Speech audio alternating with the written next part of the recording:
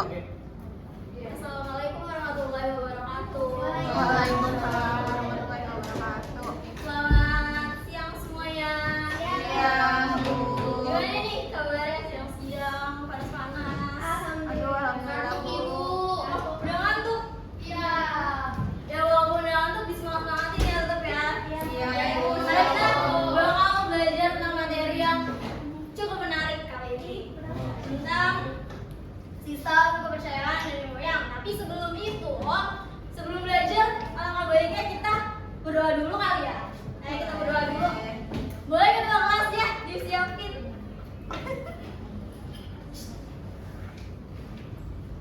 Siap.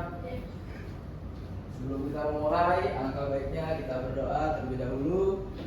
Berdoa menurut agama dan kepercayaan masing-masing. Berdoa dimulai. Berdoa selesai. Indonesia salam. Assalamualaikum warahmatullahi wabarakatuh. Waalaikumsalam warahmatullahi wabarakatuh. Oke, sebelumnya hari ini ada yang nggak masuk? Masuk semua. Masuk semua, alhamdulillah masuk semua. Terus kita hari ini minggu kemarin kita udah belajar tentang yang namanya teori kedatangan nenek moyang di Indonesia. Yaitu ada yang pertama teori Yunan, terus kita juga belajar tentang teori out of Taiwan, terus belajar juga tentang teori out of Afrika dan teori Nusantara. Nah sekarang selanjutnya kita mau belajar dulu nih tentang sistem kepercayaan nenek moyang. Mungkin kita masih kayak tebak-tebak apa sih sistem kepercayaan nenek moyang gitu kan ya. Nah tapi sebelumnya kalian ada yang pernah dengar kayak pohon keramat gitu?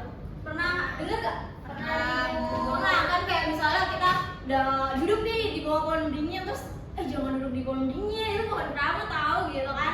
Nah sebenarnya pohon-pohon kayak gini itu asal-muasalnya dari sistem kepercayaan lokal yang muncul di zaman nenek moyang kita dulu.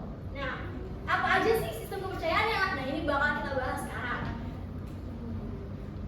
Sebenarnya agama atau sistem kepercayaan itu udah ada jauh dari masa dimana manusia belum mengenal yang namanya tulisan.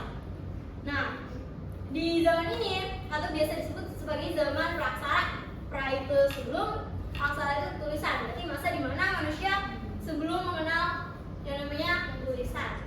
Nah, perkembangan sistem kepercayaan ini muncul ketika manusia itu udah mulai yang namanya menemukan peradaban atau udah tahu nih konsep hidup dan mati.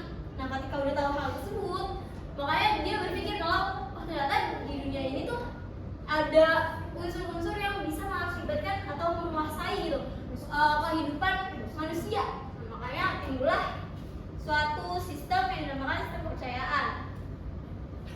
Nah yang pertama kita bahas tentang sistem kepercayaan animisme, yang dimana kata animisme ini berasal dari bahasa Latin yang memiliki arti roh.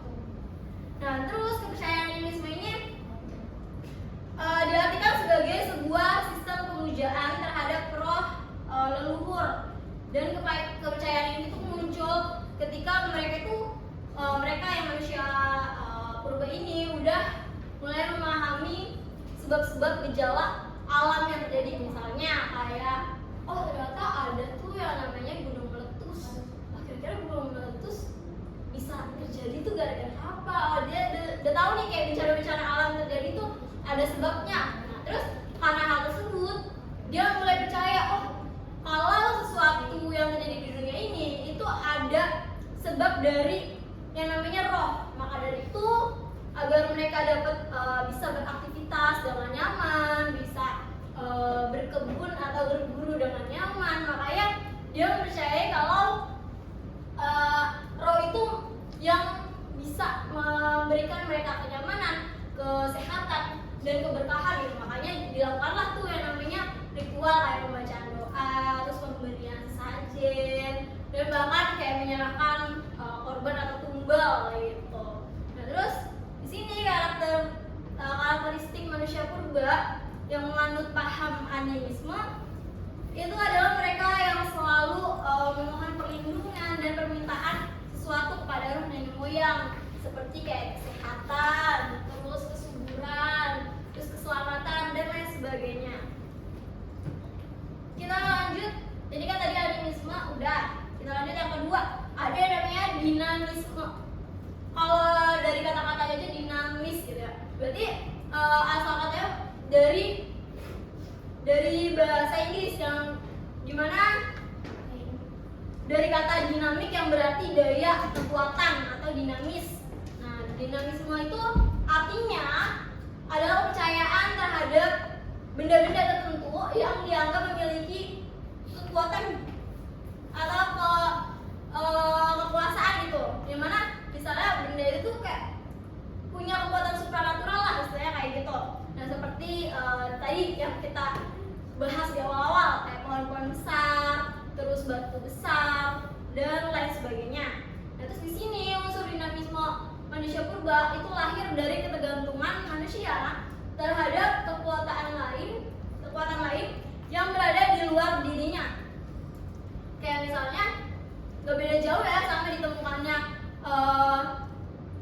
paham animisme. Di dinamisme ini juga dia percaya kalau suatu benda atau ya, suatu benda itu punya kekuatan sendiri yang kita aja tuh nggak bisa untuk punya kekuatan itu, pokoknya ada spesifik gitu. Nah, terus di sini kekuatan gaib itu terdapat dalam benda-benda seperti kayak keris, atung, terus juga gunung, pohon besar dan lain sebagainya. Makanya kan kita sampai sekarang pun masih kayak masih ada orang-orang yang kayak percaya kalau keris tuh benda yang punya kekuatan supranatural. Misalnya kayak keris ini ada isinya gitu. Nah, itu asal muasalnya dari sini, dari kepercayaan dinamisme. Nah, terus untuk mendapatkan pertolongan atau kayak keselamatan dari hal-hal yang gaib itu, maksudnya dari kekuatan-kekuatan gaib, makanya mereka melakukan yang namanya upacara kayak pemberian sesajen atau ritual lainnya. Ya kalau dari spesifik perlakuan untuk ibadahnya nggak beda jauh dari animisme. Cuma bedanya kalau animisme tadi dia tuh memuja roh nenek moyang, tapi kalau dinamisme ini lebih kepada benda-benda. Tadi udah dibahas animisme sama dinamisme. Dan yang ketiga ini ada yang namanya totemisme atau totemisme. Nah, totemisme sendiri itu adalah sistem kepercayaan yang menganggap bahwa hewan atau tumbuhan tertentu itu memiliki kekuatan supranatural. Maksudnya itu apa? Misalnya hewan-hewan tertentu tuh punya yang namanya kekuatan gaib lah, istilahnya kayak gitu. Contoh hewannya tuh kayak sapi, terus ular, dan juga harimau. Nah, hewan-hewan itu tuh yang dianggap sakral. Gak boleh tuh namanya kita ngebunuh hewan itu, terus gak boleh makan hewan itu, dan sebagainya. Kenapa dianggap sakral? Karena tadi dia memberikan yang namanya keamanan bagi penganut dari kepercayaan ini. Karena hewan tersebut ya dianggap istilahnya sebagai Tuhannya gitu. Nah, terus di totemisme ini manusia purba yang menganut kepercayaan ini tuh cenderung mengeramatkan hewan tadi atau tumbuhan tersebut, misalnya sehingga mereka tuh nggak boleh yang namanya makan atau ngebunuh hewan tersebut kayak gitu.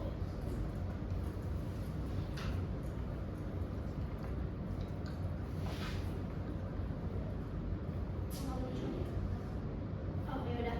Ini sebenarnya udah selesai. Kita tadi udah cukup sampai sini aja. Nah, selanjutnya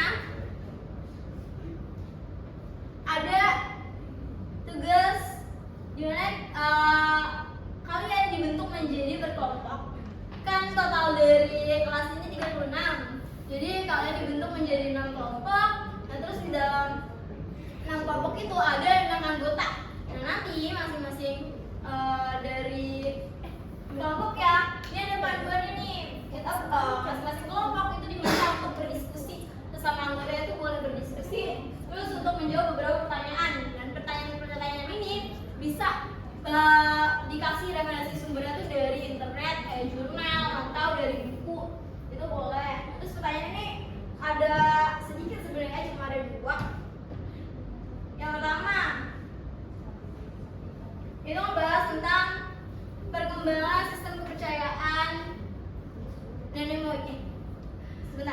disebutin dulu ya. Yang pertama, perkembangan sistem kepercayaan nenek moyang, animisme, dinamisme, dan totemisme telah menjadi fondasi bagi munculnya agama-agama lokal di Indonesia. Bagaimana peran akulturasi antara sistem kepercayaan lokal dan pengaruh agama-agama yang datang dari luar dapat membentuk budaya baru di Nusantara? Jelaskan dengan contoh konkret. Nah, ini lebih apa ya?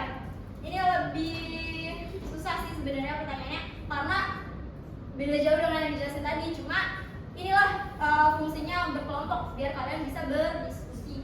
Terus yang kedua ada misalnya contoh soal yang kedua yaitu saat ini banyak tradisi atau praktik kepercayaan lokal yang terancam punah akibat globalisasi. Apa langkah konkret yang dapat dilakukan pemerintah dan masyarakat untuk melestarikan sistem kepercayaan tradisional sebagai bagian dari warisan budaya bangsa?